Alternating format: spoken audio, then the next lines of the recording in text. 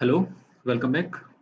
So before we design helically reinforced column, first of all, we will try to understand some of the IS code recommendations. So before we design, we need to know what are those IS code recommendations. So as I discussed earlier also that helically reinforced column is stronger than the column having lateral ties, and IS code also recognize this fact, and therefore uh, so we know that helical reinforced column, it takes more load than that of the tied column due to the additional strength of spirals in contributing to the strength of column. So that is also we have seen in the graph also.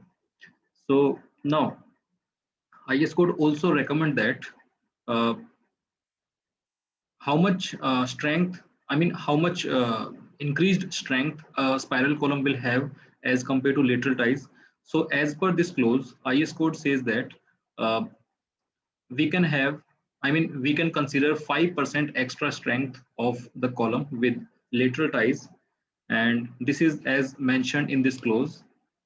And therefore the formula for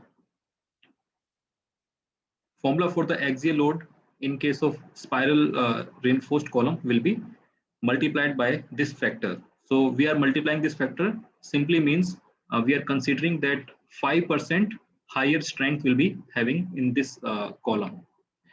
So I will show you this clause. First, I will discuss a very important condition. So, well, we consider that column will have 5% extra strength, but to satisfy this condition, we have some recommendations by the IS code. So we have to satisfy that recommendation. Then only we can consider that this will be having 5% extra strength as compared to the tied column. So what is that condition? So that condition is, it says that the code further recommends that the ratio of volume of helical reinforcement to the volume of core shall not be less than this relation in order to apply the additional strength factor 1.05. So when we are applying this factor, then we have to satisfy this condition. What is the condition? That the ratio of volume of helical reinforcement to the volume of core, it shall not be less than this relation. Now we will try to understand this concept in more detail. Well, in this first I will show you the clause in the IS code, and then we will try to understand each and every term of this concept. So first I will show you that in the IS code. So here you can see this is the clause 39.4, and here it says the strength of compression member with helical reinforcement satisfying the requirement of this clause shall be taken as 1.05. So now it mentions that it should satisfy this requirement, and this requirement is given in the next clause. And the next clause, and in this clause it says that the ratio of volume of helical reinforcement to the volume of the core shall not be less than this relation. So the exact this line I have shown you in the slide.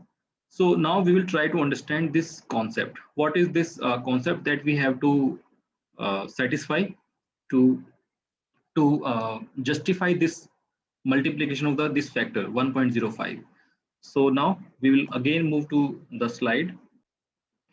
So here it says that the ratio of volume of helical reinforcement to the volume of core. So first of all, we have to understand what is this volume of helical reinforcement. Well, we represent volume of helical reinforcement by Vs. So what is this Vs? Well, to understand this Vs, it says volume of helical reinforcement of one loop. Actually, we consider this ratio per unit length, and here per unit length will be pitch. So per unit pitch, we have to satisfy this ratio because pitch is same for the whole column. So therefore, we just need to satisfy only the condition per pitch length. So therefore, what is helical reinforcement uh, in this case? So basically, per pitch length, helical will make a complete loop. So if we consider only this part, if we consider only one pitch length of the column, which means this one. So ultimately, if we look at the plane, so loop is running like this, and To complete this, again, it will end here. But in the elevation, we know that the spiral is going down in the spiral form actually.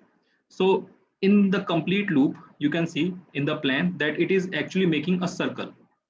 So we have to find out volume of this spiral, which is making this circle. So if we straighten this spiral, then it will something look like this. Then it will be the bar for one complete loop, and this will be the dia of spiral, which we can refer as phi sp, and the length of this spiral will be the perimeter of the core. Now we know that this is the dia of core. So basically core dia is measured from the edge of the spiral. Okay, so from here to here it is dc.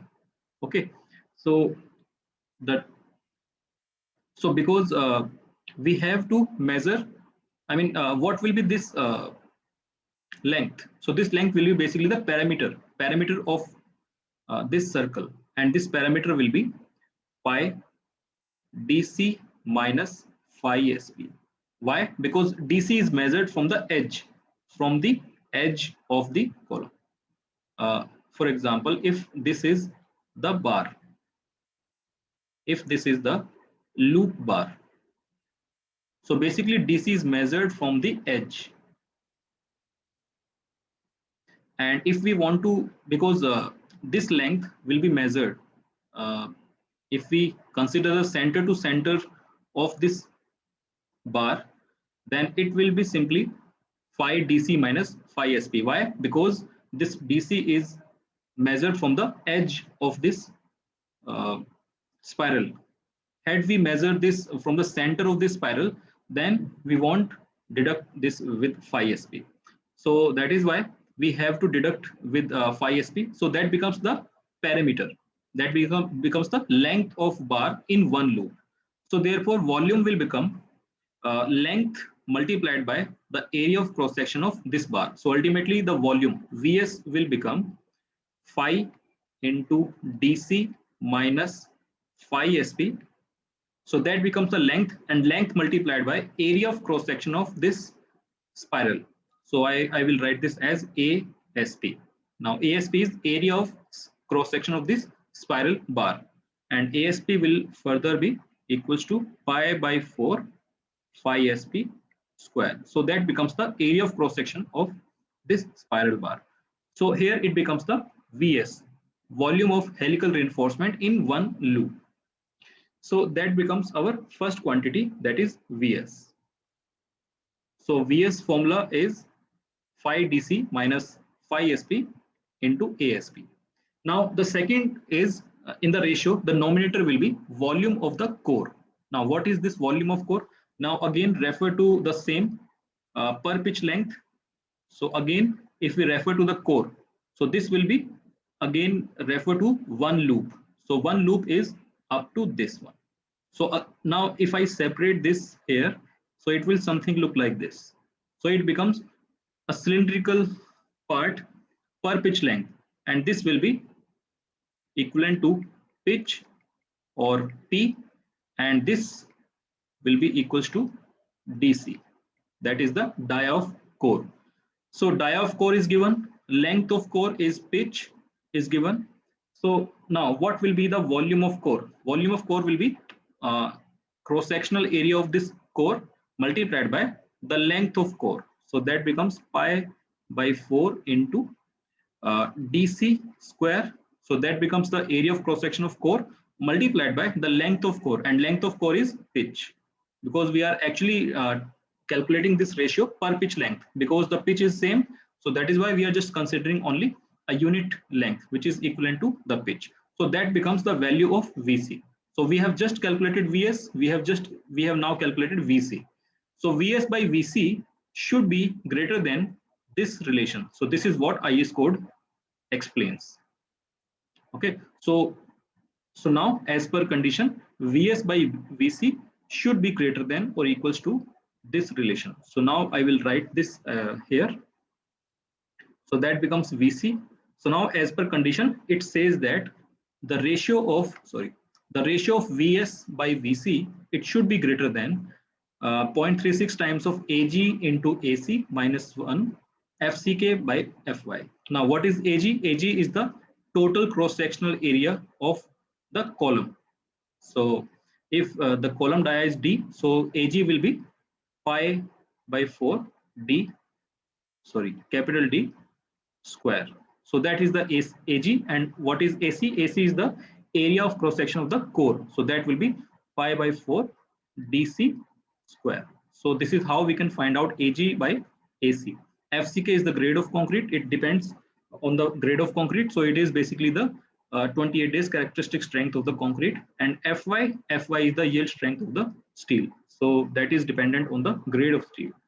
So now on the LHS, if we elaborate this VS by putting this value, and similarly in VC, if we elaborate this by putting this value, then can we write this relation in terms of P? So basically with this whole relation, we can find out what should be the pitch of the spiral so that it can satisfy this factor. So basically with the whole condition, we can actually calculate this P.